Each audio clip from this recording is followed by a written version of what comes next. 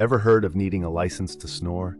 In Massachusetts, it's actually illegal to snore loudly in public places, unless you've got official permission. Picture this: a cartoon judge issuing a snoring license, complete with a gold seal. This law dates back to efforts to keep public spaces quiet, especially in packed boarding houses. Imagine AI art of a courtroom packed with snorers. The weirdest part? No one's ever been caught with an illegal snore, so you could technically become the first. Follow for more strange laws that actually exist.